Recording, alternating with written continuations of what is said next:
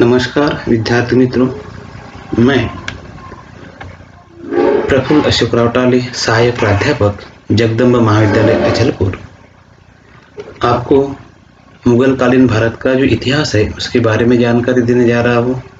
BA भाग 2 में semester 3 में हमें मुगल कालीन भारत का इतिहास है जो 1526 से लेकर 1756 तक का इतिहास हमें पढ़ना है। हम देखते हैं कि इस सिलेबस में 5 यूनिट है और 5 यूनिट में जो हमारा पहला यूनिट है उसका पहला टॉपिक है मुगल कालीन भारत के ऐतिहासिक स्रोत। तो हम ऐतिहासिक स्रोतों के बारे में जानकारी लेंगे। हमें पता है अगर किसी भी देश का इतिहास लिखना है, किसी भी समाज का, वर्ग का इतिहास लिखना है, सामाजिक इतिहास होगा, आर्थिक, राजकीय, धार्मिक, सांस्कृतिक, कोई भी शैक्षणिक, तो लिखने के लिए सबूत की आवश्यकता होती है, स्रोत की आवश्यकता होती है, साधन की आवश्यकता होती है। तो ऐसा कहा जाता है नो डॉक्यूमेंट्स नो हिस्ट्री। अगर डॉक्यूमेंट्स नहीं है, सबूत नहीं है, तो इतिहास नहीं हो सकता, क्योंकि इतिहास में वस्तुनिष्ठता, सत्यता, प्रामाणिकता, निरपेक्षता इसकी आवश्यकता होती है। इसलिए इसमें कल्पना को वाव नहीं है, इसमें वास्तविकता, वस्तुनिष्ठता को महत्व दिया जाता है। इसीलिए अगर आपको कोई बात आपने रखनी है इतिहास के बारे में तो उसके लिए आपके पास प्रूफ होना आवश्यक है, सबूत होना आवश्यक है। तो हम देखते हैं कि हमने प्राचीन भारत का भी इतिहास पढ़ा, उसमें भी हमने जिस साधन पर वो इतिहास लिखा गया उसकी जानकारी दी थी। तो यहाँ पर जो मध्यकालीन भारत यानी उसमें मुगल कालीन भारत का जो इतिहास है जो हम पढ़ते हैं वो किस आधार पर लिखा गया, वो किस तथ्य पर लिखा गया, कौन से साधन थे, कौन से स्रोत थे जिसे लेकर ये इतिहास लिखा गया है, उसके बारे में हमें जानकारी लेना है। जो मुगल कालीन भारत के ऐतिहासिक स्रोत है उसमें 2 प्रकार हमें मिलते हैं। एक पुरातत्वीय स्रोत, जिसको हम भौतिक स्रोत भी कहते हैं, दूसरा लिखित स्रोत जिसे साहित्यिक स्रोत भी कहा जाता है। हम देखते हैं कि पुरातत्वीय स्रोतों में अभिलेख होंगे, किले होंगे, वास्तु और स्मारक, हथियार, नक्शा, चित्र, मूर्तियां, धातु या मिट्टी के बर्तन, लकड़ी की चीजें आदि शामिल होती है। उसी तरह से जो साहित्यिक स्रोत है उसमें विविध भाषाओं के ग्रंथ, शकावलियां, करीने, वंशावली, उसके साथ ही बखरी, तवारीख, दस्तावेज आदि शामिल होते हैं। उसके बाद में पुरातत्वीय स्रोत, भौतिक स्रोत, इसके बारे में हमें पहले जानकारी लेना है। इतिहास के पुरातत्वीय या भौतिक स्रोत संस्कृति के उन सभी वस्तुओं के उत्पाद है जो भौतिक समर्थन में महसूस किए गए हैं। खुदाई में मिली चीजें, उत्कीर्ण लेख, पेंटिंग्स इसमें शामिल है। हम बर्तन, युद्ध सामग्री, कलाकृतियों, उपकरणों और परिवहन के साधनों जैसी वस्तुओं को भी पुरातत्वीय या भौतिक स्रोतों में शामिल कर सकते हैं। हम देखते हैं कि पुरातत्वीय स्रोत जो है वो उसमें एक सत्यता होती है, उसमें हम कभी भी अपना जो विचार है, अपना जो मत है वो उसमें रख नहीं सकते। जिस तरह से वाङ्मय में होता है, साहित्य में होता है। हम देखते हैं कि साहित्य में अगर कोई एक आधी पुरानी किताब है उस पर अगर कोई दूसरा आदमी उसे फिर से लिखता है तो उस पर वो अपने विचार रखेगा, मगर इसमें ऐसा नहीं होता। जो पुरातत्वीय साधन है जो जैसी है वैसी हमें दिखेगी। इसलिए इतिहास को विश्वसनीयता देने के लिए ये अत्यंत महत्वपूर्ण होती है। तो इसमें पहला जो भाग है पुरातत्वीय स्रोत में वो है अभिलेख। तो अभिलेख किसे कहते हैं? किसी विशेष महत्व अथवा प्रयोजन के लेख को अभिलेख कहा जाता है। यानी कोई महत्वपूर्ण घटना है या महत्वपूर्ण उद्देश्य से कोई बात की गई हो, उसकी स्मरण रहने के लिए, उसे याद रखने के लिए, अपनी आने वाली पीढ़ियों को उसके बारे में जानकारी मिलने के लिए ऐसे कई अभिलेख या लेख लिखे जाते हैं। हमने देखा है कि अलग अलग प्रकार के होते हैं अभिलेख, जैसे शिलालेख होगा, ताम्रपट है, तो ऐसे ऐसे अलग अलग लेख यहाँ पर हो सकते हैं। तो किसी विशेष महत्व अथवा प्रयोजन के लेख को अभिलेख कहा जाता है। यह सामान्य व्यवहारिक लेखों से भिन्न होता है। प्रस्तर, धातु अथवा किसी अन्य कठोर और स्थायी पदार्थ पर विज्ञप्ति, प्रचार, स्मृति आदि के उत्कीर्ण लेखों की गणना प्राय अभिलेख के अंतर्गत होती है। कागज, कपड़े, पत्ते आदि कोमल पदार्थों पर मसी अथवा अन्य किसी रंग से अंकित लेख हस्तलेख के अंतर्गत आते हैं। कड़े पत्तों जैसे ताड़पत्र होगा जो आपने प्राचीन कालखंड में देखा है कि चमड़ा होगा, ताड़पत्र होगा, इस पर लिखा जाता था। बंबू पत्र है तो कड़े पत्तों पर लोह शलाका से खचित लेख, अभिलेख तथा हस्तलेख के बीच में रखे जा सकते हैं। मिट्टी की तख्तियों तथा बर्तनों और दीवारों पर उत्कीर्ण लेख अभिलेख की सीमा में आते हैं। सामान्यतः किसी अभिलेख की मुख्य पहचान उसका महत्व और उसके माध्यम का स्थायित्व है। तो अभिलेख यानी जो इसके अंतर्गत जो आते हैं शिलालेख होंगे या कोई भी जो अलग अलग धातु है, धातुओं पर भी इसे उत्कीर्ण किया जाता है। इसका महत्व यह है कि ये लंबे समय तक रह सकते हैं, ये हजारों साल रह सकते हैं। हमने देखा है कि आपको पता होगा, आपने पढ़ा है पिछले साल में बोगास कोई शिलालेख जो मध्य एशिया में हमें मिला था, जो प्राचीन शिलालेखों में से एक है, जो ईस्वीसन पूर्व 1400 में मिला था। आज का अगर हिसाब करें वर्षों का तो ये 2000 साल ये और 1400 साल ये, इन्हें तकरीबन 3500 साल पुराना शिलालेख है और उस शिलालेख ने कई सारा इतिहास हमें पता चला है। तो ये शिलालेख का महत्व होता है या अभिलेख का महत्व होता है। तो इसमें पहला पार्ट है शिलालेख। हम देखते हैं कि भारत में प्राचीन कालखंड से कई व्यक्तियों ने, कई राजाओं ने अपने शिलालेख उत्कीर्ण किए थे, जिसमें सम्राट अशोक का नाम विशेषता है। सम्राट अशोक ने कई जगहों पर जो लोह स्तंभ निर्माण किए हैं या अलग अलग जगहों पर गुफाओं में अपनी शिलालेख का निर्माण किए हैं। भारत में फारसी शिलालेख आमतौर पर मस्जिदों और मकबरों में किलों, महलों, प्रवेशद्वारों, पानी की टंकियों, कुओं, बगीचों और फूलों सहित धर्मनिरपेक्ष इमारतों पर पाए जाते हैं। हम देखते हैं कि शिलालेख कहाँ पर हम देख सकते हैं, अलग अलग जो इमारतें होगी, वास्तुएं है, जहाँ पर कहीं पानी की टंकियां है वहां पर भी लिखा होता है, कुआं है, बर्तन, कुछ पुल होंगे, बगीचे जहाँ पर इन्हें कब्र, किले, यहाँ पर हम शिलालेख को देख सकते हैं, मंदिर होगा। तो भारत में मध्ययुगीन कालखंड में या मुगल कालखंड में फारसी भाषा के शिलालेख ज्यादातर पाए जाते हैं। उसके साथ साथ ही यहाँ पर जो स्थानिक शासक थे या जो स्थानिक भाषाएं थी, उस भाषाओं में भी कई शिलालेख हम देख सकते हैं, कई शिलालेख का पता हमें लग सकता है। तो इस शिलालेख जो है उसका भी आधार इस कालखंड में भारत का जो इतिहास है या जो मध्यकालीन इतिहास है, मुगलकालीन इतिहास है, वो लिखने के लिए किया गया। हम देखते हैं कि इसके अलग अलग यहाँ पर मैंने इमेज दी है, फोटो दी है, जो आज भी उस कालखंड की याद हमें दिखाते हैं, उस कालखंड का इतिहास हमारे सामने रखते हैं। ये जो आप शिलालेख देख रहे हैं, ये शिलालेख हुमायूं के मकबरे के बाहर का है। यहाँ पर हुमायूं के बारे में जानकारी दी गई है। हम देखते हैं कि हुमायूं की मृत्यु के बाद में दिल्ली में 9 साल के बाद वहां पर उसका मकबरा बनाया गया था और उस मकबरे में यह शिलालेख है। ये हम देख सकते हैं कि ये महत्वपूर्ण साधन होते हैं इतिहास के। यहाँ पर ये जामा मस्जिद है दिल्ली की, वहाँ पर शाहजहां का एक आदेश है। यहाँ पर जो हम देखेंगे तो ये शाहजहां का आदेश है, यहाँ पर फारसी भाषा में लिखा हुआ। ये आज भी हमारे लिए महत्वपूर्ण है, इतिहास के लिए महत्वपूर्ण है ये। और यहीं पर ये भी जामा मस्जिद का ही एक भाग है। यहाँ पर भी ये जो गेट है, गेट के ऊपर यहाँ पर एक पट्टिका हमें दिखती है, यहाँ पर ये सब लिखा हुआ है फारसी भाषा में। तो ये इतिहास के लिए महत्वपूर्ण है, इससे इतिहास जाहिर होता है, इससे इतिहास समझ सकता है। ये ताजमहल है जिसे आप सब जानते होंगे, आगरा का ताजमहल जो शाहजहां ने मुमताज के लिए बनाया था। तो इस ताजमहल पर भी यहाँ पर जो लिखा हुआ है फारसी भाषा में, तो ये भी इतिहास का एक महत्वपूर्ण पार्ट है। सिर्फ एक जो कीमती पत्थर होते थे, रत्न होते थे, उस पर भी उस कालखंड में कुछ लेख अंकित किए जाते थे। सम्राट जहांगीर, इसका जन्म कब हुआ उसकी जानकारी ये जो हीरे का लेख है इस पर दी गई है। इसमें अलग अलग बातें लिखी गई है, इसका अनुवाद यहाँ पर मैंने दिया है। पंक्ति 1 में, याह रहमान हे दयालु, याह रहीम ओहो करुणामय, याह अल्लाह हे भगवान, अल्लाहुम्मा सल्ला अल मोहम्मद व अली, भगवान मोहम्मद और अली को आशीर्वाद देते हैं। पंक्ति 2 में लिखा है, व फातिमा व अल हसन व हुसैन व अली, और फातिमा और अल हसन और अल हुसैन और अली। इस तरह के मूल्यवान धातुओं पर भी, मूल्यवान पत्थरों पर भी मुगल कालखंड के शासकों ने अपनी यादें जो है, अपनी बातें जो है वो यहाँ पर उत्कीर्ण की है। ये टीपू सुल्तान का शिलालेख है श्रीरंग। ये टीपू सुल्तान की समाधि श्रीरंगपट्टनम की, यहाँ पर भी फारसी भाषा में शिलालेख लिखा हुआ है।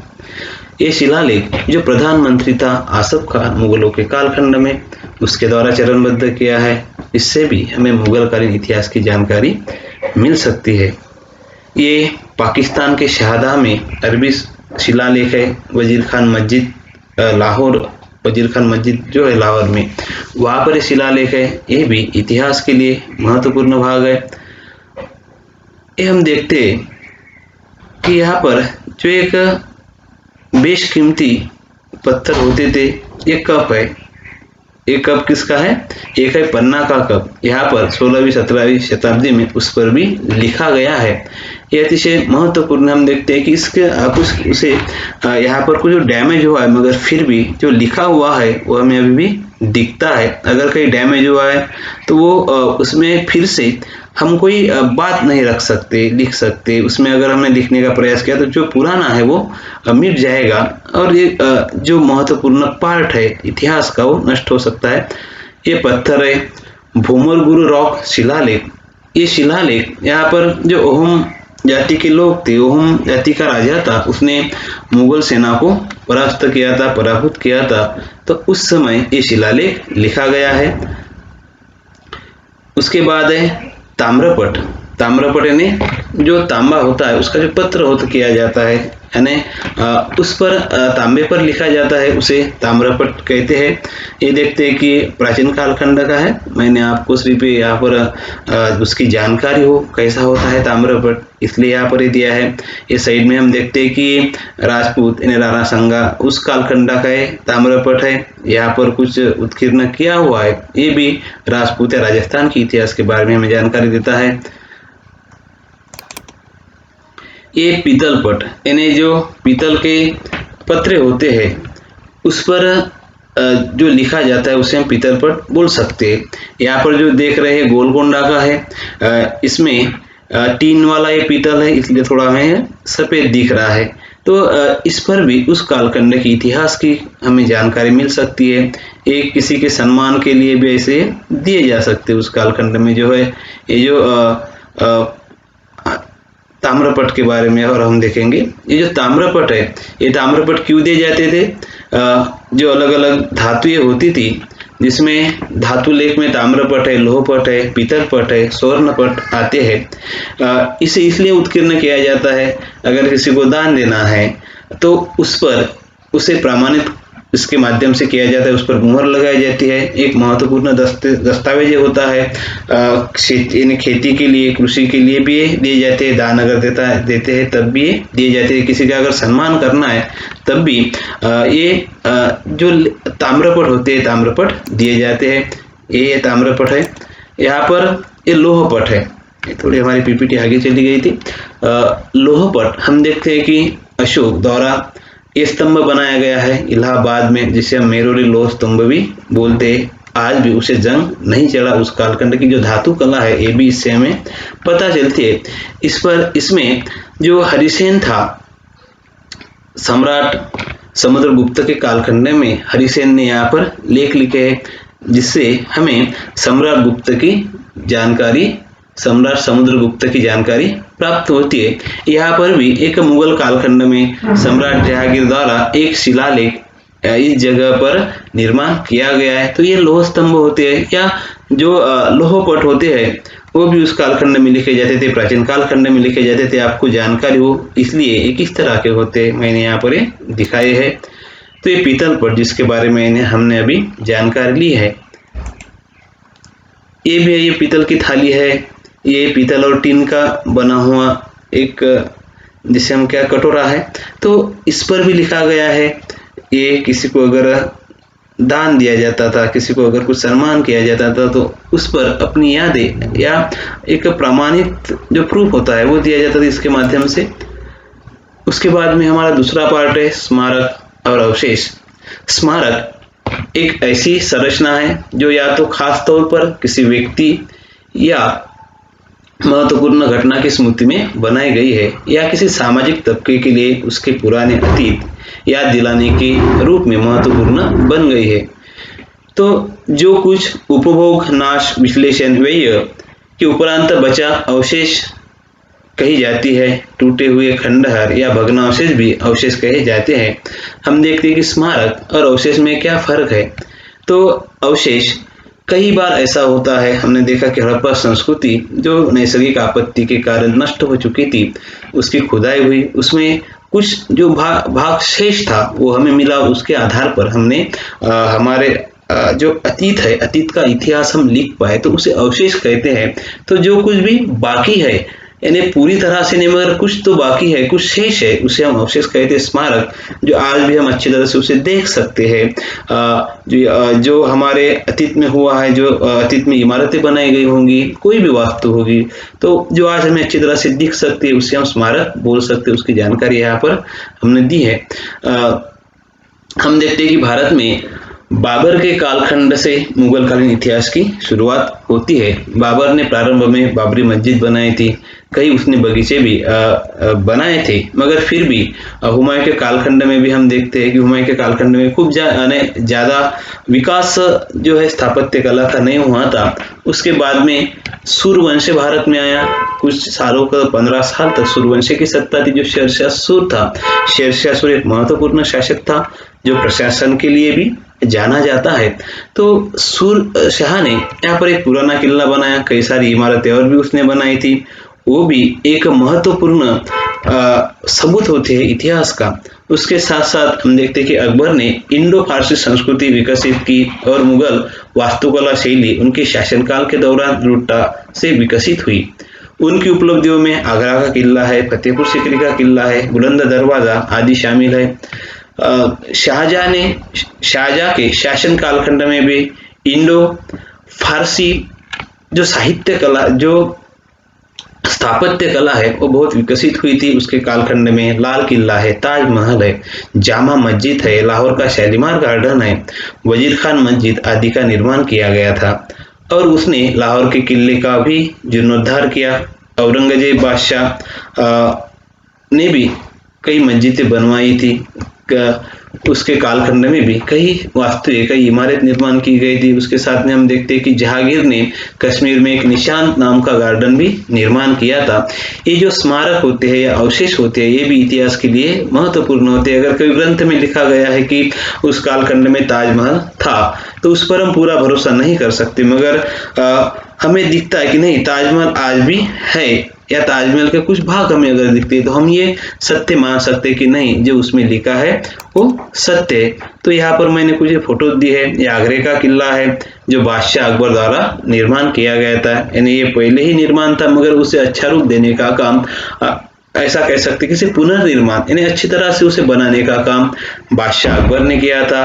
ये यहाँ से ही बाबर है, हुमायूं है, इन्होंने अपनी सत्ता चलाई थी। यहाँ पर ये दिल्ली का लाल किला है जो आज भी सही सलामत है, जो शाहजहां ने उसका पुनर्निर्माण किया था, अच्छा रूप देने का काम शाहजहां ने किया था। ये राजधानी भी थी शाहजहां के कालखंड में, यहाँ से सब कारोबार चलाया जाता था। हम देखते हैं कि किस तरह से इसकी बनावट है, किस तरह से कलाकृति यहाँ पर की गई है, स्थापत्य कला का दर्शन इसके माध्यम से हमें होता है। ये चित्तौड़ दुर्ग है। हम देखते हैं कि राजपूतों का इतिहास, राजस्थान का इतिहास जो है वो अत्यंत महत्वपूर्ण है भारत के इतिहास में। एक आदर्श इतिहास जो अत्यंत स्वतंत्र प्रिय थे, मगर अकबर के कालखंड में जो राजपूत शासक थे वो मित्र हो चुके थे मुगलों के कुछ, मगर मेवाड़ के जो शासक थे उन्होंने कभी भी अपनी स्वतंत्रता भंग होने नहीं दी। उन्होंने अपनी स्वतंत्रता के लिए वो संघर्ष करते रहे। तो यहाँ पर हम देखते हैं कि राणा संगा जो थे मुगल, जिनों का बाबर के साथ युद्ध हुआ था, संघर्ष हुआ था। तो ये चित्तौड़गढ़ है वो कई सारी ऐसी घटनाओं का साक्षी है जो घटना यहाँ पर घटित हुई थी।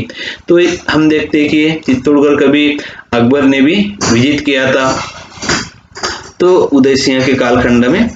तो यहाँ पर इसकी रचना कैसी है ये देख सकते हैं कि हम, ये बहुत ऊपर है, इसे विजिट करना अत्यंत कठिन था। तो यहाँ पर पानी भी हमें दिखता है, पानी की टंकियां भी वहां पर होती थी। उस पर अलग अलग इमारतें भी हम यहाँ पर देख सकते हैं। तो ये जो है एक धरोहर है अपनी, या अपने मध्ययुगीन कालखंड का जो इतिहास है उससे हमें जानकारी प्राप्त हो सकती है। तो ये मैंने यहाँ पर एक प्राचीन कालखंड का चित्र है धोलावीरा का, जो धोलावीरा गुजरात में है। ये मैंने यहाँ पर आपको इसलिए दिखाया है कि पुरातत्वीय स्रोत किसे कहते हैं या अवशेष किसे कहते हैं। तो ये जो यहाँ पर ये जो भाग था ये पूरी तरह से नष्ट हो चुका था, या हम इसे बोल सकते हैं कि पूर्ण निसर्ग के कारण ये जमीन दोस्त हो चुका था, कुछ भी ऊपर नहीं दिख रहा था, मगर उसकी खुदाई हुई और उससे हमें कुछ अवशेष मिले। तो इसके आधार पर भी इतिहास लिखा गया। ये भी महत्वपूर्ण स्रोत होते हैं इतिहास के लिए। यहाँ पर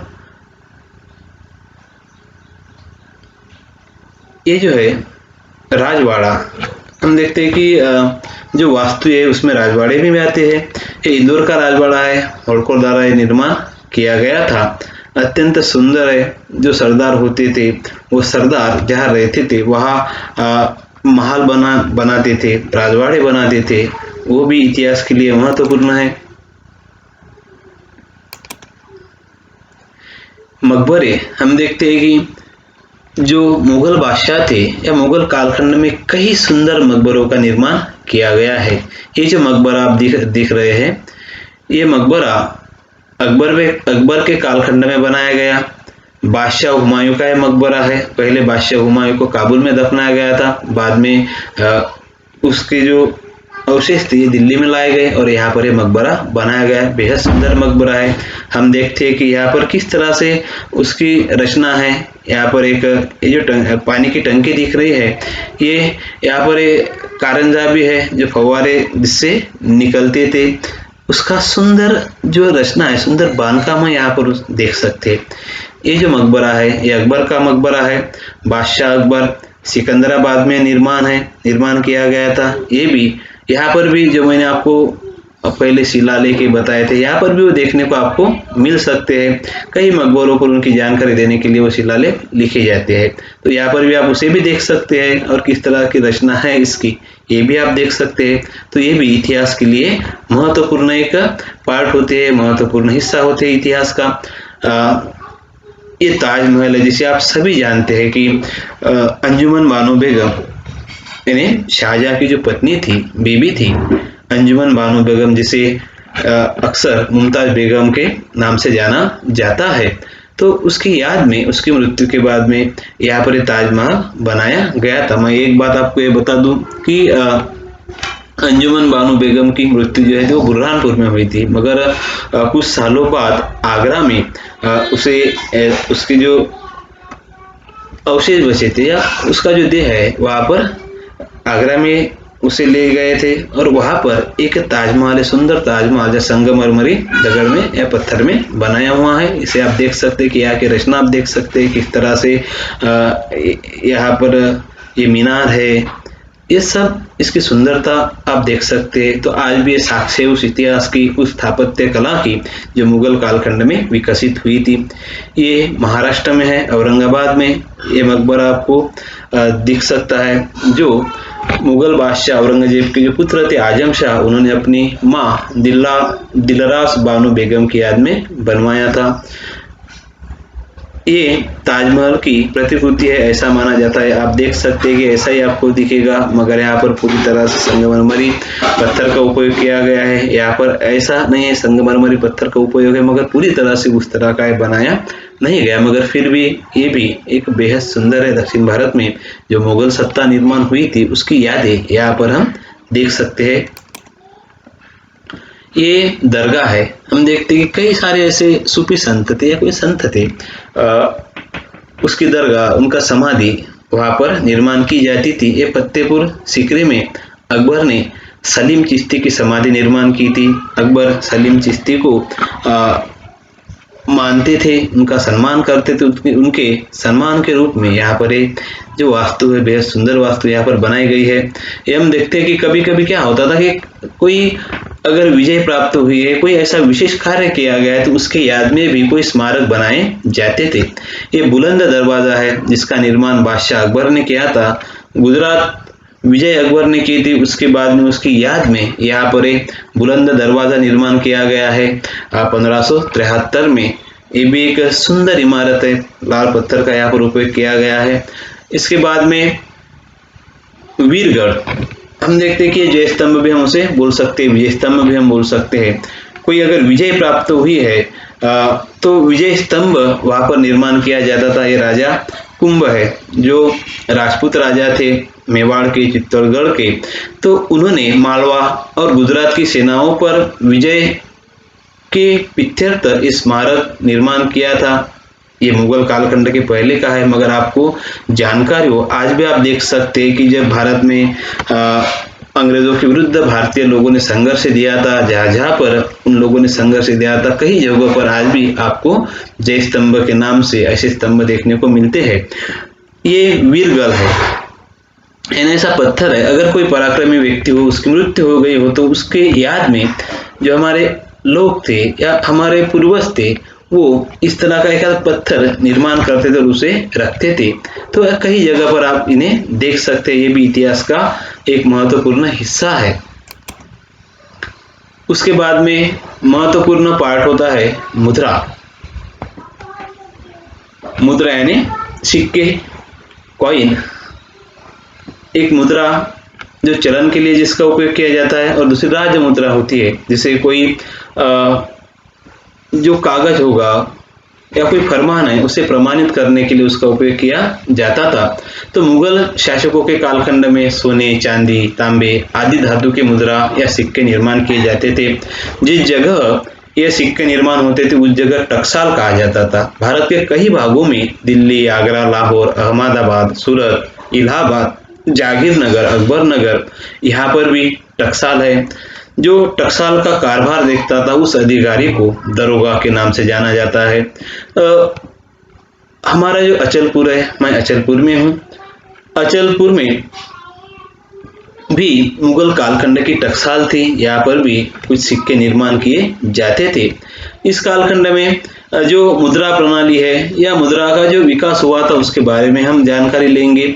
बाबर और हुमायूं, उनके कालखंड में जो सल्तनतकालीन मुद्रा प्रणाली थी वो जारी रही। बाबर ने चांदी के सिक्कों पर एक तरफ से कलमा और चारों खलीफाओं का नाम तथा दूसरी ओर बाबर का नाम एवं उपाधि अंकित है। हमें यहाँ पर एक महत्वपूर्ण बात याद रखना आवश्यक है। हम देखते हैं कि मुगल बादशाह अकबर ने खलीफाओं को अपने ऊपर नहीं समझा, मगर यहाँ पर हम देखते हैं कि बाबर ने अपना जो सिक्का है उस पर खलीफाओं का नाम दिया। इस कालखंड में जो खलीफा थे, खलीफाओं का वर्चस्व बाबर मानता था, यह हमें पता चलता है। मगर अकबर के कालखंड में इसमें बदलाव आया। अकबर ने बादशाह को सर्वोच्च माना था, उसने एक आज्ञा पत्र भी वहां पर निकाला था। उसके बाद में उसने काबुल में शाहरुख तथा कंधार में बाबरी नाम का सिक्का भी चलाया था। हुमायूं ने 16 ग्रेन का चांदी का सिक्का बनाया। शेर शाह सूरी, हमने अभी शेर शाह सूरी के बारे में बात की कि जो अत्यंत कुशल और एक अच्छा प्रशासक था, जिसका कालखंड 1540 से लेकर 1545 तक था। एक उसके कालखंड में जो कुछ भी बदलाव हुए प्रशासन व्यवस्था में, जो उसने सुधार किया, तो वो सुधार आगे चलकर अकबर ने उसके आधार पर एक अपनी अच्छी प्रशासन व्यवस्था निर्माण करने का काम किया। तो शेरशाह सूरी ने मिश्र धातु के सिक्के बंद किए, सोने का टंका उसने जलाया, चांदी का रुपया, जहां हम देखते हैं कि आज भी रुपया जो है अपनी भारत का चलन है, तो वो रुपया जो शब्द है उस कालखंड में यूज किया गया था। चांदी का रुपया जो 178 ग्राम का था। तांबे का पैसा आप जानते होंगे, पैसे का नाम भी आपने सुना है, तो तांबे का पैसा भी उसने जलाया था। अकबर, जिसे महान अकबर भी कहा जाता है। तो अकबर के कालखंड में मात्र जो मुद्रा प्रणाली थी उसमें महत्वपूर्ण परिवर्तन आए। कई सारे अच्छी जो बातें हैं वो अकबर के कालखंड में हुई थी। ईस्वीसन 1577 में दिल्ली में शाही टकसाल बनवाई गई। मुहर, सोने का सिक्का, मुहर जैसे सोने का सिक्का था वो 9 रुपए के बराबर था।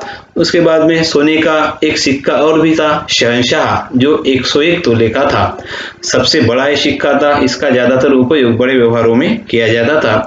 ज्यादा चलने वाला सोने का सिक्का जो था वो इलाही था, जो 10 रुपए के बराबर था।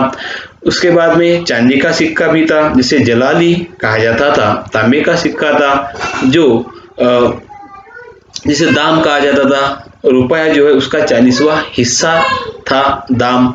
उसके बाद में जीतल, एक दाम का मूल्य 25 जीतल था। इस तरह के अलग अलग जो मुद्राएं है जो अकबर के कालखंड में निर्माण हुई है।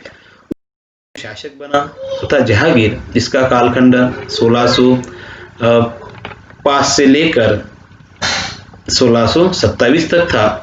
तो जहांगीर ने जो पहले सिक्के थे वो जारी रखे। उसने सावल नाम का नया चांदी का सिक्का चलाया था। सिक्के की सुंदरता को महत्व इस कालखंड में दिया गया। शाहजहां के समय में भी मुद्रा व्यवस्था में कोई परिवर्तन नहीं किया गया। दाम और रुपए के बीच में आना नाम का सिक्का चलाया गया। आपने कभी कभी सुना होगा, हमारे जो घर के बुजुर्ग लोग हैं वो कहते एक आना दो आना उस कालखंड में था। तो ये आना जो शब्द है इस कालखंड से आना शुरू हुआ। तो उसके बाद में जो शासक बना औरंगजेब, मुगल कालखंड में सबसे ज्यादा जो ढुलाई हुई थी या सबसे ज्यादा जो सिक्के निर्माण हुए वो औरंगजेब के कालखंड में हुए। राज्यारोहण के बाद में कुछ परिवर्तन भी उसने यहाँ पर किया था। सिक्कों पर कलमा अंकन की प्रथा उसने बंद कर दी थी, किंतु उसने अपने अंतिम काल में कुछ सिक्कों पर मीर अब्दुल बाकी शहबई द्वारा रचित एक पद्य अंकित करवाया था। औरंगजेब के बाद में हम देखते हैं कि औरंगजेब आखिरी बादशाह था, मुगल बादशाह जो प्रभावशाली था। उसके बाद में जो बादशाह हुए हैं उनका इतना प्रभाव नहीं रहा। मुगल सत्ता का पतन आगे शुरू हुआ। उसमें बहादुर शाह जफर उर्फ शाह आलम, जहांदर शाह, फर्रुख शेर, मोहम्मद शाह, अहमद शाह बहादुर, आलमगीर द्वितीय, शाहजहां तृतीय, शाह आलम द्वितीय, अकबर द्वितीय, बहादुर जफर शाह द्वितीय, ये अलग अलग बादशाह यहाँ पर हुए थे। उनके कालखंड में कोई प्रगति या विकास नहीं हुआ, जो था वैसे ही वो चालू था। उसके बाद में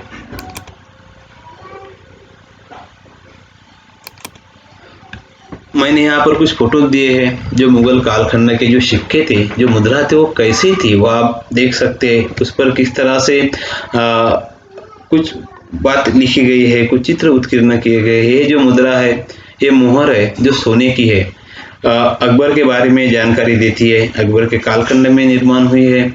यहाँ पर देखते हैं कि अकबर का चित्र भी है, इससे हमें बहुत सारी जानकारी भी मिलती है। हम देख सकते हैं कि यहाँ पर पहराव क्या है उनका, किस तरह की उन्होंने जो पगड़ी पहनी रखी है वो किस तरह की है, यहाँ पर कौन सी भाषा है, क्या लिखा हुआ है। तो यहाँ पर लिखा हुआ है 15 यानी मुगल बादशाह का कालखंड, उसका नाम यहाँ पर लिखा गया है। उसके बाद में हम देखते हैं कि सूरज है, जो अकबर बादशाह था या मुगल बादशाह थे वो सहिष्णु थे। उन्होंने यहाँ की संस्कृति का भी स्वीकार किया था। हम देखते हैं कि सूरज है, सूरज का चित्र यहाँ पर बनाया गया है। यहाँ पर कुछ डैमेज हुआ है। तो ये इस तरह के जो सिक्के होते हैं वो भी इतिहास के लिए महत्वपूर्ण होते हैं। ये देखते हैं कि मुगल कॉइन जिसमें बिच्छू निकाला हुआ है वो कितने रुपए में गया, 1.5 करोड़ में। तो ये उनकी कीमत बहुत ज्यादा होती है क्योंकि ये अतिशय महत्वपूर्ण पार्ट होते हैं इतिहास का, जो आज हमें सरल रूप से नहीं मिल सकते। उसके बाद में ये अलग अलग धातु के सिक्के मैंने यहाँ पर आपको दिखाए हैं। उसमें आप देख सकते हैं कि उस पर फारसी भाषा में, अरबी भाषा में कुछ बातें लिखी गई है। ये आना होता था शायद, उसके बीच में जो हमें एक छेद दिखता है। तो ये अलग अलग सिक्के यहाँ पर थे। ये सिक्का था मुगल कालखंड का। यहाँ पर एक आगे पुरुष है, पीछे स्त्री है, पुरुष के हाथ में हमें धनुष दिखता है। उसके बाद में यहाँ पर कुछ लिखा हुआ है। ऐसा कहा जाता है ये राम और सीता का सिक्का है जो मुगल कालखंड में बनाया गया था। आगे भी हम ये सिक्के गोल्ड मोहर है जो जहांगीर की है। जहांगीर का कालखंड में इससे पता चल सकता है। यहाँ पर ये फारसी भाषा में लिखा हुआ लेख है, लिखा हुई यहाँ पर जानकारी है। यहाँ पर एक चित्र भी हमें दिखता है जो जहांगीर का चित्र है, शायद ये शेर है, उसके साथ कुछ यहाँ पर जानकारी उसकी है। उसके बाद में ये हम देखते हैं कि ये महाराजा धीराज श्री गंगा सिंह जी, इसका नाम यहाँ पर, ये बीकानेर के राजा थे, उसका कालखंड यहाँ पर दिया गया है। या बीच में एक चित्र है, आजू बाजू में भी जो है कुछ बातें उत्कीर्ण की गई है, उनका भी चित्र यहाँ पर दिया गया है। तो उस कालखंड की जानकारी के लिए ये भी महत्वपूर्ण होते हैं। ये मैंने आपको यहाँ पर राजस्थान के विभिन्न रियासतों के जो सिक्के, सिर्फ आदमी का ही चित्र नहीं तो पशु पक्षी वृक्ष वल्ली, इनकी भी जानकारी हमें इसके माध्यम से मिल सकती है। ये देख सकते हैं आपके यहाँ पर अलग अलग व्यक्तियों के चित्र है। यहाँ पर हम देख सकते हैं कि यहाँ पर ये प्राणी है, उसका चित्र है। यहाँ पर फूल हमें दिखते हैं, यहाँ पर पक्षी हमें दिखते हैं। तो ये भी उस कालखंड में जो पक्षी होते थे या जो कुछ भी निसर्ग है, उसकी भी जानकारी हमें इसके माध्यम से मिल सकती है। ये मैंने आपको अपने आधुनिक कालखंड के सिक्के हैं, जहाँ पर हम देख सकते हैं कि अब जो भारत का राज्य चिन्ह है वो हमें यहाँ पर दिख सकता है। ये मैंने इसलिए आपको दिखाया है कि महाराणा प्रताप है, तो उनकी याद में ये सिक्का बनाया गया था, उनके कालखंड यहाँ पर दिया गया है। 2003 में सिक्का बनाया गया, तीनों सिक्के भी इसे देख सकते हैं, 1 रुपए का है, 10 रुपए का है, 100 रुपए का है। तो हमारा जो अतीत हमें आगे याद रहे, इसके लिए इस तरह की जो घटना है, इस तरह के महत्वपूर्ण व्यक्ति है, उनका सिक्कों पर उनकी जो प्रतिमा है या उनका जो कालखंड है उसकी जानकारी दी जाती है। इससे हमें पता चलता है कि उनका पहराव कैसा था, है ना, धातु की कला कैसी थी, राज चिन्ह कौन सा है उस कालखंड का। उसके बाद में दूसरा पार्ट आता है राज मुद्रा, सील। आप सभी ने राज मुद्रा देखी है। हम देखते हैं कि आप अगर कोई कागज लेके जाते हैं तो उसको अटेस्टेड करते हैं। अगर तहसील से आपको कुछ आपका कास्ट सर्टिफिकेट मिलता है तो उस पर भी सील होता है, क्योंकि सील ये आपके जो कागज होते हैं उसे प्रमाणित करता है। कोई भी अगर कागज या फरमान निकलता है तो उस पर सील दिया जाता है। आप अगर एक मार्कशीट आपने बनाई समझो, और उस पर कोई भी सील नहीं है, साइन नहीं है, वो गए आप एडमिशन करने के लिए, तो आपकी एडमिशन नहीं होगी, क्योंकि उस पर सील नहीं, वो प्रमाणित नहीं की गई है। तो उस कालखंड में भी प्रशासन में किसी कागज को प्रमाणित करने को महत्व होता। इसके बारे में हम देखेंगे। एक शाही प्रतीक जो किसी दस्तावेज की प्रामाणिकता को दर्शाता है। अगर कोई दस्तावेज है तो वो प्रमाणित की हुई है, वो सत्य है, उसके एक ही प्रतीक है। उसके बाद में आज्ञा, दान, अग्रहार, संधिया जैसे आधिकारिक दस्तावेजों पर मुहर लगाई जाती थी। यह प्रथा भारत में विभिन्न हिस्सों में प्रचलित थी। विभिन्न क्षेत्रों में उत्खनन में भी विभिन्न प्रकार के सिक्कों को यहाँ पर राजमुद्रा होना चाहिए था, राजमुद्रा को उजागर किया गया है। सत्तारूढ़ राजा के अलावा कई अन्य अधिकारियों व्यक्तियों के मुहर बड़ी संख्या में उपलब्ध हो गए हैं। यह शब्द उन लोगों को छापने के लिए उपयुक्त होगा जिन पर मुहरों का अर्थ उत्कीर्ण है। इस छाप को मुद्रा के रूप में उपयोग किए जाने वाले अर्थ अक्षरों को राजमुद्रा कहना सही है। अंग्रेजी में इसे सील या सीलिंग बोलते हैं। आप कई बार सील इस शब्द का उपयोग करते हैं। ये मैंने यहाँ पर फोटो दिए हैं, आप देख सकते हैं यहाँ पर जो मुगल कालखंड के जो सील थे या राजमुद्रा थी वो किस तरह की थी, उस पर भी उस कालखंड के जो कुछ भी अधिकारी होंगे, जो कुछ भी पद होगा, उसकी जानकारी यहाँ पर होती थी। जैसे हम देखते हैं कि आप महाविद्यालय में जाते होंगे, तो महाविद्यालय में जाने के बाद में प्राचार्य का सील अलग होता है, उसके बाद में असिस्टेंट प्रोफेसर का सील अलग होता है, यानी उसका जो हुद्दा होता है, दर्जा होता है, उसके अनुसार डॉक्यूमेंट को प्रमाणित करने का सील अलग होता है। तो इस कालखंड में भी इस तरह के अलग अलग सील हमें देखने को मिलते हैं। ये जो आप देख रहे हैं बड़ा ही पुराना दस्तावेज है, एक कागज है, उस पर एक सोने का लेप लगाया हुआ है, स्वर्ण लेप, और उस पर अलग अलग कालखंड के अलग अलग मुगल बादशाहों के सील हमें देखने को मिलते हैं। इस फोलियो पर मुहर लगाए हुए भारत के मुगल जो बादशाह थे उनकी मुहर है, जिन्होंने 16वीं शताब्दी से 19वीं ये स्वामित्व के बारे में लिखा गया है, किसके स्वामित्व में ये पन्ना है। हम देखते हैं कि भाजो तैमूर के पोते यानी तैमूर का पोते ने इसे निर्माण किया था, इस कागज को, जिसे बाबर भारत में लेके आया। उस पर मोहम्मद जो कि बाबर और उसके बाद मुगल बादशाह फारसी कलात्मक संस्कृति के महान संरक्षक थे। बाबर ने संभवतः 1506 में हेरात में इस पांडुलिपि को प्राप्त किया। फिर इसे भारत वापस लाया गया। उसकी सील फोलियो के ऊपर की बाई ओर है, यानी यहाँ पर उसकी सील दी गई है जो किसकी है, बाबर की है। उसके बाद में ये जो सील आप देख रहे हैं वो शाहजहां की है। तो अलग अलग जो बादशाह थे उनकी ये सील है उस कालखंड में बनाई गई हुई। तो ये भी एक महत्वपूर्ण दस्तावेज है उस कालखंड में कौन से बादशाह हुए, वहाँ की लिपि क्या थी, किस तरह से लिखा जाता था, तो ये सब पता इसके माध्यम से हमें चल सकता है।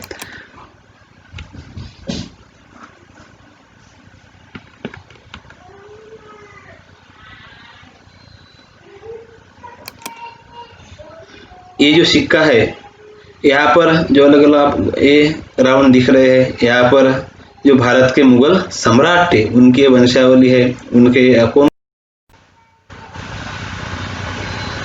ये जो आप सील यहाँ पर दिख रहे हैं, ये जो राज मुद्रा यहाँ पर आपको दिख रही है वो मुगल बादशाहों ने अंग्रेजों के एक अधिकारी अलेक्जेंडर हन्नी को दी थी, जो एक चूड़ी की तरह है। उसके आगे हम देखते हैं कि एक पत्थर लगा हुआ है, एक कीमती पत्थर हमें यहाँ पर दिखता है जो पन्ना है। तो वो इस तरह के सील भी उस कालखंड में बनाए जाते थे, जो कुछ लोगों को जो अधिकार बादशाह के माध्यम से दिए जाते थे उसका यूज करने के लिए सील ऐसे दिए जाते थे।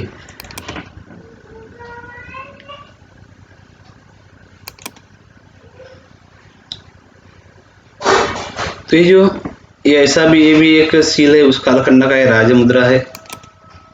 यहाँ पर हम देखते हैं कि जब अंग्रेज भारत में आए तो उसका प्रभाव भारत पर पड़ना शुरू हुआ। यहाँ पर इंग्लिश में कुछ लिखा हुआ है कंपनी के बारे में, शायद ये भी सिक्का जब अंग्रेज भारत में आए थे उन्हें मुगल बादशाहों ने कुछ अधिकार दिए थे, उसे यूज करने के लिए ये सिक्का उन्होंने बनाया होगा। तो अब हमें देखना है मुद्रा, सिक्के और राज जो मुद्रा है उनका ऐतिहासिक महत्व क्या है। हम देखते हैं कि इससे हमें कई सारी जानकारी प्राप्त होती है मुद्राओं से। ये विशेषता मैंने मुद्रा के बारे में यहाँ पर आपको विस्तृत जानकारी दी है, उसके बारे में उसका महत्व भी मैं आपको यहाँ पर बताऊंगा। पहला मुद्दा है उसमें कालखंड की जानकारी। हम देखते हैं कि इतिहास के लिए कालखंड अत्यंत महत्वपूर्ण होता है। कौन सी घटना कब घटित हुई इसकी जानकारी के लिए हमें कोई प्रूफ चाहिए। तो ये जो सिक्के होते हैं या राज मुद्रा होती है उस पर कालखंड भी होता है। हमने देखा जो राज मुद्रा है हमने देखी उस पर कौन सा बादशाह कब हुआ था इसके बारे में भी जानकारी मिलती है। तो ये भी एक महत्वपूर्ण दस्तावेज है उनके कालखंड की जानकारी के लिए। हमने भी प्राचीन भारत में देखा है, प्राचीन भारत की जो कालखंड के रूप में जो प्राचीन भारत को रखा गया उसमें जो अलग अलग दस्तावेज है, अलग अलग प्रूफ है, सबूत है, उसमें एक जो मुद्राएं है वो भी महत्वपूर्ण थी। उसके बाद में बादशाह और अन्य लोगों के नाम हम देखते हैं कि जो मुद्राएं या राज मुद्रा थी उन पर बादशाहों का भी नाम होता था या जिन लोगों के पास होते थे। इस कालखंड में, मुगल कालखंड में सर्वसामान्य लोग भी टकसाल जाकर जितने मुद्रा की कीमत है वो देकर मुद्रा बना सकते थे। तो वो भी अपने जो इतिहास है उसे रखने के लिए, अपना इतिहास अच्छी तरह से आगे जाए, अपने लोगों को पता चले, तो इसके लिए उस पर अपनी बातें, अपनी यादें उत्कीर्ण वहां पर करते थे। तो बादशाह या अन्य लोगों के नाम भी हमें इसके माध्यम से पता चलता है। हमने देखा कि जो मोहर की गोल्ड वहां पर हमने एक सिक्का देखा है उसमें मुगल बादशाह का नाम था, अकबर का। उसके बाद में उसका कालखंड भी दिया हुआ था। धातु कला हम देखते कि उस कालखंड में कौन कौन से धातु यूज किए जाते थे, कैसा वहां पर चित्रण किया जाता था, किस तरह से धातु के माध्यम से सिक्के बनाए जाते थे, उनकी कला, उनके उन्होंने किस तरह से वहां पर उस पर चित्र उत्कीर्ण किए गए हैं, ये सब जानकारी है। धातु कला का विकास किस तरह से हुआ है देखने के लिए भी सिक्के या राजमुद्रा महत्वपूर्ण है। आर्थिक स्थिति ये मुद्दा भी महत्वपूर्ण है। हम देखते हैं कि जिस कालखंड में सोने की मुद्रा ज्यादा निर्माण हुई होगी वो कालखंड उस राज्य का, उस सत्ता का, प्रगति का या वैभवशाली राजखंड कालखंड माना जाता है। हम देखते हैं कि अकबर है, जहांगीर है, शाहजहां है, इनके कालखंड में ज्यादातर सोने के सिक्के बनाए गए। और एक महत्वपूर्ण बात इससे ये भी पता चलती है कि अगर हमारा जो व्यापार था, यानी भारत का जो व्यापार था मध्ययुगीन कालखंड में, वो किस किस के साथ था, कौन से राष्ट्र के साथ था, कौन से देश के साथ था, इसकी भी जानकारी हमें मिल सकती है। अगर हमें भारत के सिक्के यूरोप में ज़्यादा मिलते हैं, कई जगहों पर ऐसे मिलते हैं, तो हम ये पता लगा सकते हैं कि हमारा यूरोप के साथ उस कालखंड वहाँ पर जो देश होंगे उनके साथ व्यापार होता था। अपने देश में जहाँ जहाँ उनके सिक्के में मिल सकते हैं तो वह उन प्रदेश के साथ भी उन प्रदेशों में भी एक आर्थिक जो था वो समन्वय था या उनके साथ व्यापार होता है। यानी व्यापार की आर्थिक स्थिति की जानकारी इसके माध्यम से हम ले सकते हैं। उसके बाद में है साम्राज्य विस्तार। अगर किसी बादशाह का साम्राज्य विस्तार कहाँ तक हुआ था इसकी जानकारी हमें लेना है तो इसके लिए भी ये सिक्के महत्वपूर्ण है। तो आप सोचेंगे कि किस तरह से इसकी जानकारी मिलती है। तो अगर किसी बादशाह के सिक्के हमें ज्यादातर कहीं प्रदेश में मिलते हैं, ज्यादा किसी प्रदेश में उपलब्ध होते हैं, तो वहां तक उसका साम्राज्य विस्तार हुआ था ये हम कह सकते हैं। अगर हमें मुगल बादशाह अकबर के सिक्के मेवाड़ में मिलते हैं या महाराष्ट्र में मिलते हैं तो हमें ये बात पता चल सकती है कि जो मुगल बादशाह था उनका साम्राज्य विस्तार यहाँ पर हुआ है। क्योंकि आज भी हम देखते हैं कि भारत का रुपया चलन है और सब भारत में सभी जगहों पर जो है वो रुपया चलता है। तो ये इससे साम्राज्य विस्तार की भी जानकारी मिल सकती है। धार्मिक स्थिति, तो कई बादशाह ऐसे होते थे या कई राजा होते थे कि जो धार्मिक जो बातें थी वो बातें भी अपने सिक्के पर या उस पर उत्कीर्ण करते थे। हमने देखा है कि मुगल बादशाह के कालखंड का एक सिक्का जिसमें राम और सीता का भी चित्रण किया गया है, जिस पर सूरज का चित्रण है। इससे हमें पता चल सकता है कि उस कालखंड में धर्म सहिष्णुता थी, सभी धर्मों को साथ लेकर वो राजा चलते थे। उसके बाद में वेशभूषा की भी जानकारी हमें इसके माध्यम से पता चलता है। जो कोई भी चित्र इस पर निर्माण किए गए हैं उसे हम अगर देखें तो वहां पर उनकी वेशभूषा कौन सी थी, क्या कौन से कपड़े परिधान करते थे, इसके बारे में भी जानकारी मिलती है। भाषा और लेखन कला, तो कई सिक्कों पर अलग अलग जो भाषा थे उस कालखंड में ज्यादा फारसी भाषा यूज होती थी, मगर स्थानिक भाषा वो भी यूज होती थी जो हमने देखा है। तो यहाँ पर जो भाषा थी, कौन सी भाषा उस कालखंड में बोली जाती थी, कौन सी भाषा राजभाषा थी, कौन सी भाषा ज्यादा यूज होती थी, इसके बारे में भी मुद्रा है या राज मुद्रा है उससे हमें जानकारी प्राप्त होती है। लेखन कला, किस तरह की लेखन कला है, किस तरह से लिखा जाता था उस पर, इसकी जानकारी भी मिलती है। उसके बाद में निसर्ग चित्रण, हमने देखा सिर्फ मनुष्यों का चित्रण ही उस पर नहीं हुआ, सिर्फ वहां पर मनुष्य की कलाकृति उस पर नहीं निर्माण की गई या उसमें लिखा ही नहीं गया, तो कई फूल है, पौधे है, प्राणी है, पक्षी है, इनका चित्रण भी हमें उस पर देखने को मिलता है। तो इससे उसकी भी जानकारी हम ले सकते हैं। तो उसके बाद में हमें देखना है चित्र और नक्शा। तो भारत में मुगल चित्रकला 16वीं और 18वीं शताब्दी के बीच में विकसित हुई।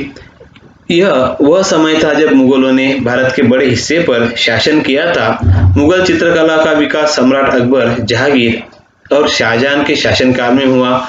मुगल चित्रकला का रूप फारसी और भारतीय शैली का मिश्रण है, साथ ही विभिन्न सांस्कृतिक पहलुओं का संयोजन भी है।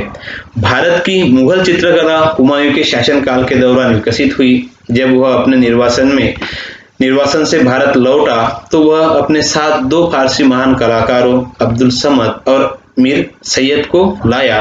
इन दोनों कलाकारों ने स्थानीय कला कार्यों में अपनी स्थिति दर्ज कराई और धीरे धीरे मुगल चित्रकला का विकास हुआ।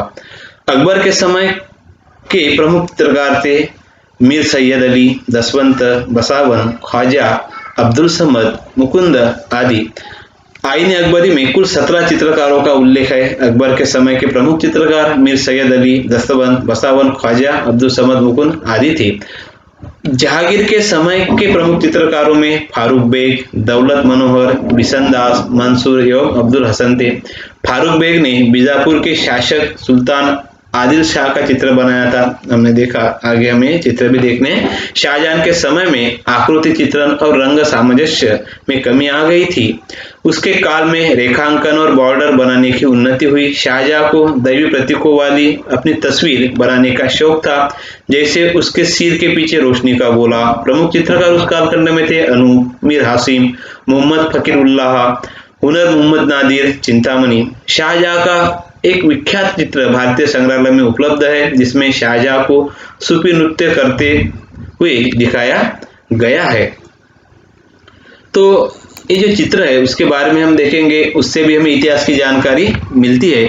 औरंगजेब ने चित्रकला को इस्लाम के विरुद्ध मानकर बंद करवा दिया था। उसके शासन काल के अंतिम वर्ष में उसने चित्रकारी में कुछ रुचि ली, जिसके परिणाम स्वरूप उसके कुछ लघु चित्र शिकार खेलते हुए, दरबार लगाते हुए तथा युद्ध करते हुए होते हैं। ये जो आप नीचे चित्र दिए गए हैं, इससे भी इतिहास की जानकारी ले सकते हैं। मुगल चित्रकारिता में विशेषता दृश्य, अदालत का दृश्य होगा, अलग अलग जीवन की घटनाएं हैं, उसके साथ में निसर्ग चित्र है, युद्ध चित्र है, वन्य जीव है, इनकी जानकारी इससे हमें पता चलता है। उसका चित्र लेखन उस पर किया गया है। तो ये जो चित्र है, ये पानीपत की युद्ध का चित्र आप देख रहे हैं, जो पानीपत का पहला युद्ध हुआ था लोदी, इब्राहिम लोदी और बाबर के बीच में 1526 का युद्ध हुआ था। इस युद्ध में बाबर की विजय हुई थी। एक महत्वपूर्ण युद्ध है ये भारतीय इतिहास का। तो ये चित्र है, उसके बाद में चित्र बनाया गया। तो आप देख सकते हैं यहाँ पर युद्ध का चित्र है, यहाँ पर आगे तोफ है। तो भारत में पहली बार बाबर ने यूज की थी, इसकी जानकारी भी हमें यहाँ पर मिल सकती है। वहां पर आगे खंदक, जिसके बारे में हम पढ़ते हैं, जो खंदक भी निर्माण किया गया है, ये उसकी सेना है। सेना घोड़े किस तरह के थे, सैनिक किस तरह का पहराव करते थे, कौन से शस्त्र उनके हाथ में हमें दिखते हैं। तो ये सब की जानकारी यहाँ पर हमें चित्रों के माध्यम से भी मिल सकती है।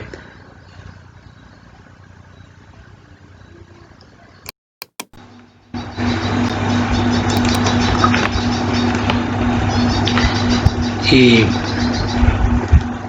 बाबरनामा जो ग्रंथ बाबर ने लिखा था, जिसे तुजुक बाबरी भी कहा जाता है, हम देखते हैं कि यहाँ पर बाबर दिखाया गया है जो उस ग्रंथ को लिख रहा है। इस चित्र से हमें जानकारी मिलती है कि उस कालखंड में किस तरह से लिखा जाता था। वहाँ पर आजू बाजू में कुछ लोग हैं जो बाबर के नज़दीक है। उसके बाद में दूसरा चित्र, ये भी पानीपत के युद्ध का चित्र है, जिसके बारे में हमने पहले ही जानकारी ली है, जो इब्राहिम लोदी और बाबर के साथ में 1526 में हुआ था। उसके बाद में बाबर का चित्र है। हम देखते हैं कि बादशाह बाबर, जिसे पढ़ाई का बहुत शौक था, जिसने बाबरनामा एक ग्रंथ भी लिखा है। यहाँ पर हम देखते हैं कि एक छोटा सा पेड़ है, पीछे भी है पेड़ पौधे। यहाँ पर कौन चेयर भी देख सकते हैं, उस जमाने में कैसी चेयर होती थी, उनके पैर में किस तरह से चप्पल या जूती पहना जाती थी, उसके कपड़े पहराव कैसा होता था, सिर पर वो पगड़ी कैसे लगाते थे, ये सब इसके माध्यम से हम देख सकते हैं। ये जो दूसरा हमें यहाँ पर चित्र दिख रहे हैं, ये बादशाह नासिरुद्दीन मोहम्मद हुमायूं का है, जो बाबर का लड़का था। बाबर के बाद में बादशाह बना, जिसने भी बहुत संघर्ष किया भारत में फिर से सत्ता स्थापित करने के लिए। इसका चित्र है। इसके माध्यम से उस कालखंड में हुए शासक, उनकी जानकारी, उनका प्रत्यक्ष चित्र हम देख सकते हैं, जिसे हम समझ सकते हैं कि तब शासक कौन हुआ था, वो कैसे थे। उसके बाद में ये जो चित्र यहाँ पर आप देख रहे हैं, वो चित्र है जब ईरान के शाह की मदद हुमायूं ने ली थी। उस वक्त हुमायूं ने जो शिया पंथ है, शिया पंथ का स्वीकार किया था। यहाँ पर हम देखते हैं कि वो डांस करते हुए कुछ महिला है, यहाँ पर शाह, यहाँ पर हुमायूं जो बैठे हुए हैं, आजू बाजू में लोग हैं। इसका पहराव ये सब हम यहाँ पर देख सकते हैं। कौन से साधन है संगीत के, ये भी यहाँ पर हमें देखने को मिलते हैं। अलग अलग चीज़ें यहाँ पर रखी गई है। ये जो दूसरा चित्र हम देखते हैं, ये सम्राट अकबर, महान अकबर जिसे कहा जाता है, और ये उसकी जो बेगम थी, जो राजपूत कन्या थी, उसका नाम था जोधा। ये जोधाबाई है, और इसका चित्र यहाँ पर दिया गया है। हम समझ सकते हैं कि इस चित्र से उन्होंने अलग अलग हम देख सकते हैं किस तरह का पहरा उन्होंने किया है, कौन से अलंकार उस शरीर पर हमें दिखते हैं। उसके बाद में एक महत्वपूर्ण चित्र है। हम देखते हैं कि महान सम्राट, महान बादशाह अकबर, इसने इबादत खाने की स्थापना की थी 1575 में फतेहपुर सीकरी में। इबादत खाना इसलिए स्थापित किया गया था कि वहाँ पर अलग अलग धर्मों के जो तत्व व्यक्ति है या लोग हैं, धर्मगुरु है, उनके साथ अकबर यहाँ पर चर्चा करता था। और इस चर्चा के बाद अकबर ने दीन इलाही धर्म की स्थापना की थी, कि जो सर्वसमावेशकता, सभी धर्मों के तत्व उसमें थे। तो इसकी जानकारी यह हमें देता है। मुगल बादशाह यहाँ पर बैठा हुआ है अकबर। उसके बाद में ये सभी धर्म के जो धर्मगुरु है वो आजू बाजू में देखे, उनके बीच चर्चा चालू है। और यहाँ पर हम देखते हैं कि नीचे ये कुछ एक सामान्य व्यक्ति है, एक घोड़ा है, वो जा रहे हैं रास्ते से। तो ये भी चित्र एक महत्वपूर्ण है मुगल कालीन इतिहास की जानकारी लेने के लिए। ये एक नूरजहाँ और सलीम, जिसे आप जानते हैं, जिनकी प्रेम कथा प्रसिद्ध है, इतिहास में कई चित्रपट भी इस पर निकल चुके हैं। ये नूरजहाँ के चित्रण यहाँ पर किया गया है। उसके जो सिर पर है, जो कि मुकुट किस तरह का है, उसके हाथ में क्या है, देखते कि ये अत्तर की एक बॉटल यहाँ पर हमें हाथ में दिखती है। उस जमाने में इसका ज़्यादा उपयोग किया जाता था। ये मूल्यवान रत्न जड़ित रत्न है जो उस नूरजहाँ के शरीर पर हम देख सकते हैं। उसके बाद में ये सलीम यानी जहांगीर का फोटो या जहांगीर की तस्वीर हम यहाँ पर देख सकते हैं। उसने पगड़ी कौन सी पहनी है, वो किस तरह दिखता था, उसके शरीर पर कौन से रत्न है, ये सब जानकारी यहाँ पर हम ले सकते हैं इन चित्रों से। ये शाहजहां का चित्र है। शाहजहां से एक मुमताज जिसने ताजमहल बनवाया था, ये मुमताज का चित्र है। वो जिसकी बेगम थी, इनकी भी प्रेम कहानी इतिहास में प्रसिद्ध है। हम देख सकते हैं कैसे थे, उनका पहराव कैसा था, इससे पता ही चल सकता है। उसके बाद में ये जो चित्र है, यहाँ पर शिकार करता हुआ जहांगीर जो बादशाह था वो दिखाई दे रहा है, जिसके हाथ में कमान और तीर है, जो निशाना ले रहा है। एक बाण इधर हमें दिख रहा है कि इसने एक जो तीर है वो मार दिया है। तो उसके बाद में ये जो चित्र आप दिख रहे हैं नीचे, ये औरंगजेब का है। औरंगजेब पढ़ रहा है, जो बुद्धिमान शासक था। उसके बाद में अलग अलग जो महत्वपूर्ण घटनाएं थी उसका भी चित्रण इस कालखंड में किया गया है। हम देखते हैं कि यहाँ पर अंग्रेज अधिकारी जब जहांगीर के दरबार में आया था तब का ये चित्र है। जहाँ पर अंग्रेज अधिकारी हम यहाँ पर देख सकते हैं, अलग अलग दरबार के लोग, यहाँ पर जहांगीर। तो ये वो महत्वपूर्ण घटना इतिहास की। ये मुगल हरम है, जहाँ पर मुगल महिलाएं या मुगल बादशाहों की महिलाएं रहती थी, उसे मुगल हरम कहते थे। ये जो यहाँ पर चित्र हम देख रहे हैं, ये भी दरबारी चित्र है। यहाँ पर बादशाह बैठा हुआ है, आजू बाजू में सारे लोग हैं, दरबार उनका भरा हुआ है, चर्चा उनके बीच में चालू है। यहाँ पर गुरु गोविंद सिंह का ये चित्र है। गुरु गोविंद सिंह और उनके साथी यहाँ पर दिखते हैं। यहाँ पर एक पौधा है, यहाँ पर हम देखते हैं कि प्राणी भी दिखाई गए हैं इस चित्र में। ये उस जमाने में हम देखते थे कि उस कालखंड में तो कोई एरोप्लेन नहीं था, कोई गाड़ी नहीं थी, मगर जो पशु थे, प्राणी थे, उनका जाने आने के लिए, आदान प्रदान के लिए उपयोग किया जाता था। ऊंट यहाँ पर दिखता है, उन पर बैठा हुआ व्यक्ति, यहाँ पर हाथी दिखता है। तो उस कालखंड में इसका कैसा उपयोग किया जाता था। ये महिलाएं है, हाथ में परचम लिए हुए जा रही है, तो ये भी हम इससे जानकारी ले सकते हैं। ये एक महत्वपूर्ण चित्र है। हम देखते हैं कि मुगल बादशाह धर्म सहिष्णु थे। उनके दरबार में सभी धर्मों के जो त्यौहार थे वो मनाए जाते थे। यहाँ पर एक होली का त्यौहार दिखाया गया है इस चित्र में। ये हम पिचकारी हाथ में देख सकते हैं। ये जो है, ये नीचे दिख रहा है, यहाँ पर रंग, पानी का रंग, इन्हें रंग का पानी किया हुआ है। उसके बाद में एक दूसरे को ये रंग लगा रहे हैं। यहाँ पर भी वही चित्र है। दीपावली का त्यौहार भी मुगल दरबार में मनाया जाता था ईद के साथ साथ। दूसरा मुद्दा है हमारा नक्शा। हम देखते हैं कि यहाँ पर फरगना यानी आज उज्बेकिस्तान में है फरगना, जहाँ का शासक थे बाबर, उसके पिताजी वहाँ के शासक थे। मगर बाद में क्या हुआ कि बाद में बाबर को वहाँ से निकलना पड़ा। उसने समरकंद पर भी अपना सत्ता निर्माण करने का प्रयास किया, मगर उसमें सफल नहीं हुआ। बाद में उसने काबुल में अपनी सत्ता स्थापन की। धीरे धीरे जाकर वो भारत में आया और पानीपत यहाँ पर दिख रहा है। यहाँ पर इब्राहिम लोदी और बाबर के बीच में युद्ध हुआ था पानीपत का। इस नक्शे से हम तब की जानकारी ले सकते हैं, कहाँ से बाबर आया, किस तरह से उसने कहाँ पर युद्ध किया। उसके बाद में ये मुगल एम्पायर का एक और नक्शा है जो 1533 और 1707 के बीच में मुगल सत्ता कहाँ थी इसकी जानकारी देता है। ये शेरशाह सूरी जो बीच में 1540 से लेकर 1545 तक शेरशाह सूरी यानी सूर्यवंश की सत्ता, जिसका शासक था शेरशाह सूरी, 1555 तक ये सत्ता चली। उसका जो साम्राज्य विस्तार था, कहाँ तक था, उसकी जानकारी इस नक्शे में हमें मिलती है। ये एक तब का महत्वपूर्ण नक्शा है। विलियम बफिन मुगल साम्राज्य का नक्शा जिसे कहते हैं, विलियम बफिन ने निर्माण किया था।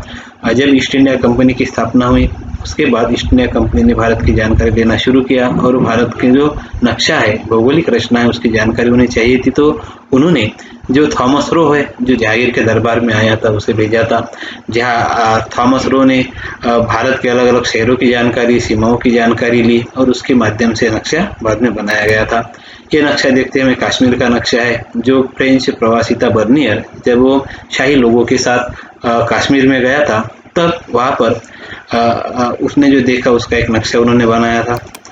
यहाँ पर हम देखते हैं कि ईस्वी सन 1700 में मुगल साम्राज्य अपने चरम सीमा पर था। सबसे विस्तार इस कालखंड में हुआ था औरंगजेब के कालखंड में, मगर बाद में हम उसका पतन भी देखते हैं। तो ये उसकी नक्शा है। यहाँ इस कालखंड में जो आप देख रहे हैं कि अलग अलग पोर्तुगीज हो गए, डच है, फ्रेंच है, स्पेनिश है, ये सब यहाँ पर आए हुए थे, अंग्रेज है।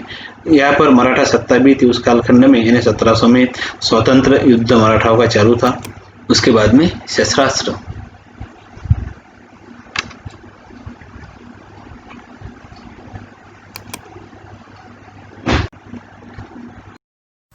ये शस्त्रास्त्र है। शस्त्र और अस्त्र ये दो शब्द है। शस्त्र इसका मतलब यह है जिसे हम हाथ से चलाते हैं, तलवार होगा, चाकू होगा, या इसे शस्त्र हम बोलते हैं। और अस्त्र जिसे फेंका जाता है। पहले हाथ से पत्थर फेंकते थे, बाद में गोले फेंके जाने लगे, तो के माध्यम से आज मिसाइल निर्माण हुए हैं।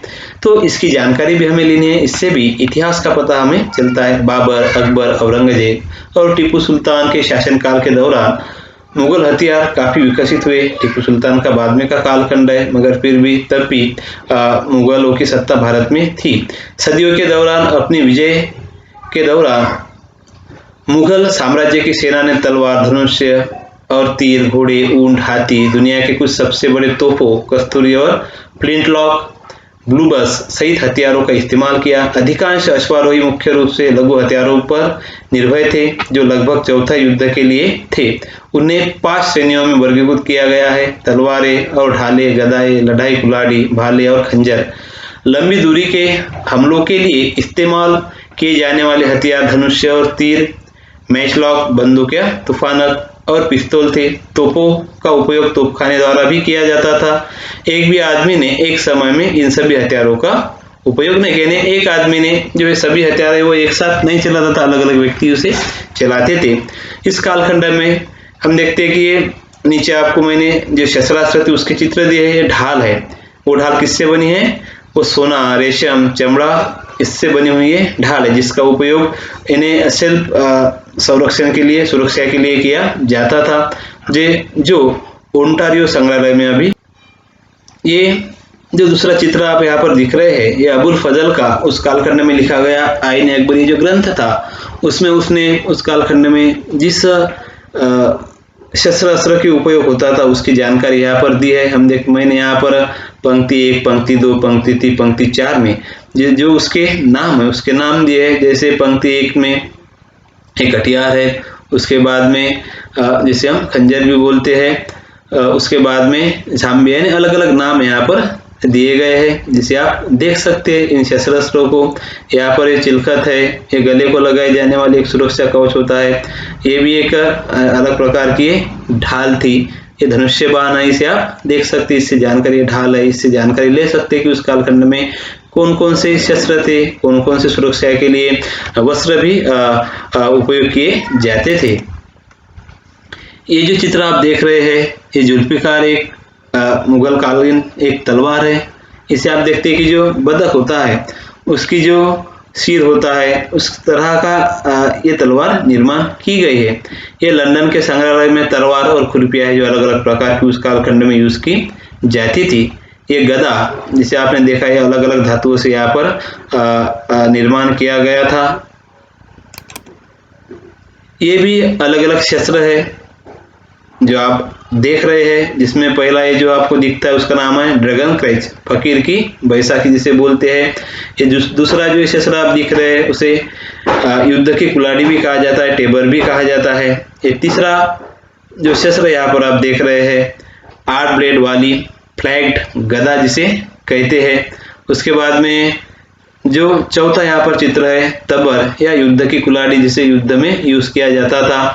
ये 5वां जो चित्र आप देख रहे हैं यहाँ पर जगनल युद्ध की कुल्हाड़ी थी, इसे भी युद्ध में यूज किया जाता था। और 6वां जो चित्र यहाँ पर दिखते हैं या उसे तलवार स्टिक बोलते थे। ठीक है, तो उसके बाद में भी कई शस्त्र यहाँ पर मुगलों के समय राइफल, भाला और खुदा हुआ कूपन जिसका उपयोग यहाँ पर किया जाता था युद्ध में, आप देख सकते हैं। ये डगर है जिसे हम खंजर भी बोलते हैं, जो सोने, मानिक और पन्ने और नेफ्राइट उसमें जड़ा हुआ है। एक अच्छी यहाँ पर देखते हैं कि उसे सुशोभित किया गया है। इसके बाद में अलग अलग जो खंजर है यहाँ पर भी दिए गए हैं। ये तोप है, ये तोप गोलकुंडा के किले है। यहाँ पर तोप के गोले आप यहाँ पर दिख सकते हैं। ये छोटी तोप यहाँ पर दिख सकते हैं। ये बड़ी तोप है गोलकुंडा के जो संपोलिया बुर्ज पर ये तोप है। इसका वजन 17 टन है। इसका उपयोग युद्ध के दरमियान होता था। अपनी जो दुर्ग होता है उसकी सुरक्षा के लिए भी तोप का उपयोग किया जाता था। ये चित्रण यहाँ पर दिया गया है। ये अलग अलग तोप है जो यहाँ पर देखते हैं कि बैल है। ये बैल तोप को खींचकर लेके जा रहे हैं और उसे मदद करने के लिए पीछे हाथी है। हाथी उसे ढकेल रहे हैं। तो ये चित्र उस कालखंड के हैं। उस कालखंड में युद्ध में क्या क्या यूज होता था उसकी जानकारी हमें इससे मिल सकती है। अब हम देखते हैं कि वस्त्र उस कालखंड में लोगों का पहनाव क्या था, आभूषण कौन से थे, किस तरह के आभूषण लोग पहनते थे, किस तरह के वस्त्र वो पहनते थे, उससे भी हमें इतिहास की जानकारी मिलती है। मुगल कपड़ों का तात्पर्य भारतीय उपमहाद्वीप में उनके साम्राज्य की सीमा के दौरान 17वीं और 18वीं शताब्दी में मुगलों द्वारा विकसित कपड़ों से है। यह शानदार एक विशेषतापूर्ण कपड़े थे। मलमल, रेशम, मखमल और ब्रोकेट के साथ बनाए जाते थे। उसमें डॉट्स, चेक और लहरों सहित विस्तृत पैटर्न विभिन्न रंगों से यहाँ पर निर्माण किए जाते थे। हम देखते हैं कि पुरुष एक लंबी आस्तीन वाला कोट सहित लंबे और छोटे वस्त्र कोट पहने थे। वे पगड़ी सिर पर पहनते थे। मुगल सम्राट की पगड़ी में आमतौर पर पगड़ी के आभूषण होते थे। वे सोने और कीमती रत्नों से की मानिक, हीरे, पन्ने और नीलम से बने होते थे। पटका कमर पर पहना जाता था। पायजामा शैली की पैंट पहनी जाती थी। लेग कवरिंग, जिसने अंग्रेजी शब्द पायजामा दिया था, अन्य कपड़ों के प्रकारों में शामिल है पेशवाज शैली सूट और एलक वस्त्र। महिला भी इस कालखंड में सलवार, चूड़ीदार, ढीला या गरगा और फरीस पहनती थी। मुस्लिम महिलाओं ने पैंट शैली और हिंदू महिलाओं ने स्कर्ट का समर्थन किया था। वे झुमके, नाक के गहने, हाथ, चूड़ियां, बेल्ट सहित बहुत गहने भी पहनती थी। तो इस कालखंड में ठंडी के मौसम में अलग कपड़े पहने जाते थे, गर्मी के मौसम में अलग कपड़े पहने जाते थे। सामान्य लोगों का जो पहनाव था, ज्यादातर खादी लोग यूज करते थे। कई लोगों को कपड़े भी नहीं मिलते थे। ये हम देखते हैं कि यहाँ पर जो चित्र यहाँ पर दिया गया है उसके माध्यम से आप देख सकते हैं कि वहाँ के उस कालखंड के लोग किस तरह के, राजा महाराजा रानी किस तरह के कपड़े पहनते थे, उसकी जानकारी यहाँ पर दी गई है। ये फोटो में आप देख सकते हैं। आभूषण हमने देखा, मैंने पहले भी जो आपको चित्र दिखाए हैं उसमें जो आभूषण है उस आभूषण की हमने जानकारी ली है कि वो कौन से आभूषण है जो पहनते थे। वो आपने चित्र में उसमें देखा है। हम देखते हैं कि मुगल 16वीं शताब्दी में भारत आए और अपने साथ असाधारण रूप से प्रतिभाशाली और कुशल कारीगरों को लाए, जिन्होंने सोने के आभूषण और उस समय के अलंकार की कला को फिर से परिभाषित किया। युग के कुछ सबसे प्रसिद्ध सुनार मुगलों के अधीन काम करते थे। आभूषण उस समय शक्ति और धन का प्रतीक था। शाही परिवार के सदस्यों ने भारी सोने के आभूषण जैसे कि बेजल वाली पगड़ी, पैर की अंगूठी, हार आदि पहनकर अपनी स्थिति प्रदर्शित की। मुगलों ने मध्य एशिया से डिजाइन पेश किया जिसमें हिंदू और इस्लामी शैलियों का मिश्रण विकसित हुआ। कई मुगल राजाओं ने राजपूत राजकुमारियों से शादी की, जिससे राजपूत कारीगरों को मुगल दरबार में लाया गया। इससे आभूषणों का एक नया समामिलन हुआ, जिसने राजपूतों के बारीक विवरण के साथ मुगलों के नाजुक डिजाइन को जोड़ दिया। मुगल काल के दौरान ये स्वर्ण आभूषण बनाने की तकनीक और अलंकृत डिजाइन पूरे उत्तर भारत में बनाई गई थी। विशेषकर राजस्थान, मध्य प्रदेश, उड़ीसा और गुजरात के आधुनिक राज्यों के क्षेत्रों में आज मुगल गोल्ड ज्वेलरी के शाही डिजाइन अंतरराष्ट्रीय सीमा को पार कर गए हैं। सबसे आम मुगल आभूषण डिजाइन में से एक अर्धचंद्र और तना था। शीर्ष पर एक छोटे से तने से पूरे कान को ढकते हुए एक अर्धचंद्र के आकार में बालियां बनाई गई थी। आप ये चित्र यहाँ पर देखेंगे, ये जो बाली थे ये पहनी जाती थी, ज्यादातर इसका उपयोग किया जाता था। आगे भी ये कान की बालियां है, इसका भी उपयोग किया जाता था। ये अंगूठी है, इसे आप देख सकते हैं। एक कड़ा है जो आज रॉयल ऑन्टेरियो म्यूजियम में रखा गया है। मुगल कालीन है कड़ा है, आप देखते हैं कि हाथी के दांत यहाँ पर है, सोन है, एक सुंदर बेहद यानी कीमती रत्नों से निर्माण किया गया है। ये मांग टीका है, इसका उपयोग उस कालखंड में पहनने के लिए होता था। आप देखते हैं कि मुकुट पर ये जड़ा हुआ मुकुट कलगी लगाई जाती थी, जो अलग अलग मौल्यवान रत्नों से सजाई गई है। यहाँ पर एक गले का हार है, यहाँ पर भी आप देख सकते हैं चित्र में।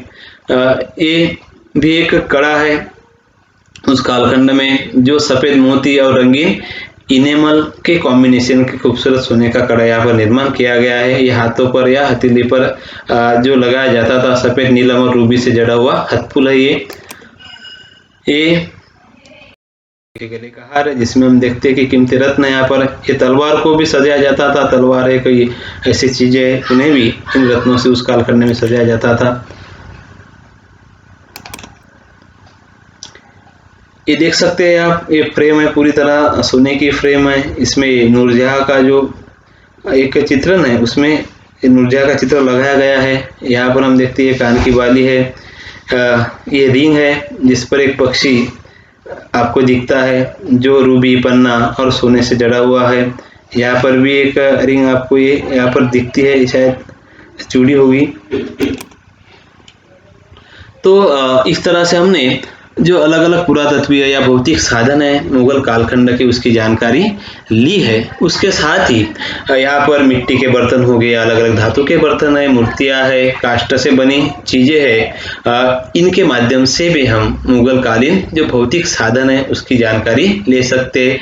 एक महत्वपूर्ण हिस्सा होता है इतिहास का, जिसके माध्यम से सत्यता इतिहास की जांच सकते हैं, सत्यता को पहचान सकते हैं। धन्यवाद।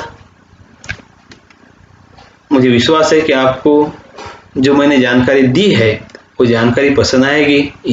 मुगलकालीन इतिहास के जो पुरातत्वीय साधन है उसे अच्छी तरह से आप इस वीडियो के माध्यम से समझ लेंगे। धन्यवाद।